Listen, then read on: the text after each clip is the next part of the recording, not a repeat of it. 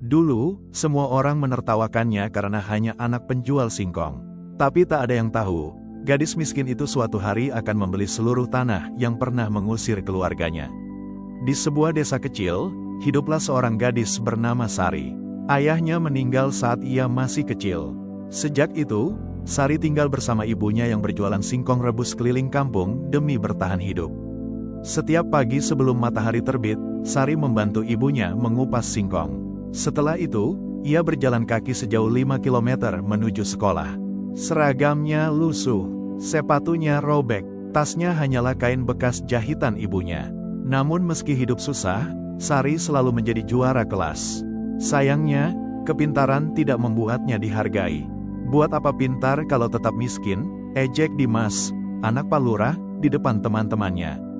Semua tertawa, Sari hanya diam sambil menunduk menahan air mata.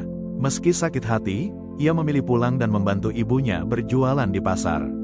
Suatu hari, ibunya jatuh sakit cukup parah. Mereka tidak punya uang untuk berobat. Karena keadaan semakin sulit, Sari akhirnya berhenti sekolah dan membantu ibunya bekerja setiap hari. Malam harinya, ketika ibunya tertidur, Sari diam-diam belajar dari buku bekas pemberian gurunya, Bu Rina. Bu Rina selalu berkata, nasib miskin bukan dosa, menyerah itulah yang membuat hidup hancur. Kalimat itu tertanam kuat di hati Sari. Waktu terus berjalan. Beberapa tahun kemudian, musibah besar datang. Hujan deras menyebabkan banjir besar melanda desa mereka. Rumah kecil Sari hanyut bersama hampir semua barang miliknya. Mereka bahkan harus tidur di pos ronda dengan perut lapar. Tak ada satupun orang kaya desa yang membantu. Pak Lurah malah berkata dengan sinis, "Orang miskin memang hanya jadi beban desa." Ucapan itu membuat hati Sari hancur. Malam itu, sambil melihat ibunya tertidur kelaparan, Sari menangis diam-diam. Lalu ia berjanji dalam hati, "Suatu hari nanti, aku akan mengubah hidup kami." Keesokan paginya, Sari memutuskan pergi merantau ke kota. Di kota, hidupnya jauh lebih berat. Ia bekerja sebagai pencuci piring, pelayan toko, pembungkus makanan, bahkan pernah tidur di kontrakan sempit bersama banyak pekerja lain. Kadang ia makan hanya sekali sehari agar bisa menghemat uang. Namun Sari tidak pernah menyerah. Setiap malam, ia belajar tentang bisnis dari internet menggunakan ponsel bekas yang layarnya retak. Kerja kerasnya akhirnya menarik perhatian pemilik toko tempat ia bekerja. Karena terkenal rajin dan jujur, Sari dipercaya membantu penjualan online toko tersebut. Dari situlah hidupnya perlahan berubah. Ia mulai memahami cara pemasaran, cara menjual produk, hingga cara membangun usaha sendiri.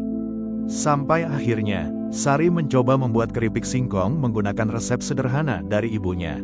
Awalnya hanya dibuat dari dapur kontrakan kecil dan dijual secara online. Tak disangka, rasa keripiknya sangat disukai banyak orang. Pesanannya terus bertambah setiap hari.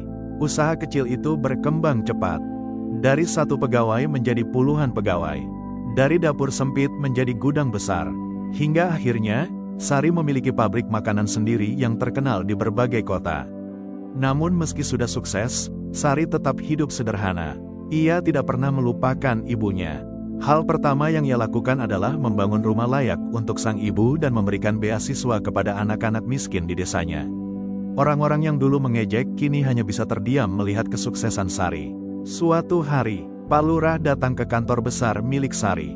Wajahnya pucat dan terlihat sangat tua. Ternyata usaha dan tanah miliknya bangkrut karena terlilit utang besar. Ia datang karena ingin menjual tanah terakhir keluarganya. Saat melihat nama pembelinya, Pak Lurah terkejut besar. Pembeli tanah itu adalah Sari. Ruangan mendadak sunyi. Pak Lurah menunduk malu, takut Sari akan membalas semua penghinaan masa lalu. Namun di luar dugaan, Sari berkata dengan tenang, "Saya tidak membeli tanah ini untuk balas dendam." Pak Lurah perlahan mengangkat wajahnya. Lalu Sari melanjutkan, "Saya ingin tanah ini dijadikan tempat kerja untuk warga desa, supaya tidak ada lagi anak miskin yang dipandang hina." Mata Pak Lurah langsung berkaca-kaca. Untuk pertama kalinya dalam hidupnya, ia merasa malu atas kesombongannya sendiri. Dan di saat itulah terungkap sebuah rahasia yang selama ini tidak diketahui Sari. Ternyata, selama bertahun-tahun, Bu Rina diam-diam membantu membayar sekolah malam Sari di kota agar ia tetap bisa belajar. Sari langsung menangis haru dan memeluk gurunya erat.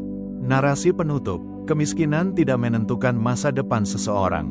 Yang menentukan adalah keberanian untuk terus bangkit meski diremehkan. Scene terakhir memperlihatkan Sari berdiri bersama ibunya di depan pabrik besar miliknya, melihat puluhan warga desa bekerja dengan bahagia. Dulu ia dihina karena miskin. Kini, ia menjadi alasan banyak orang bisa hidup lebih baik. Tamat, pelajaran hidup dari cerita ini. Jangan meremehkan orang miskin. Kerja keras dan konsistensi bisa mengubah hidup. Pendidikan dapat membuka jalan menuju masa depan. Kesuksesan sejati bukan tentang balas dendam, tetapi membantu orang lain.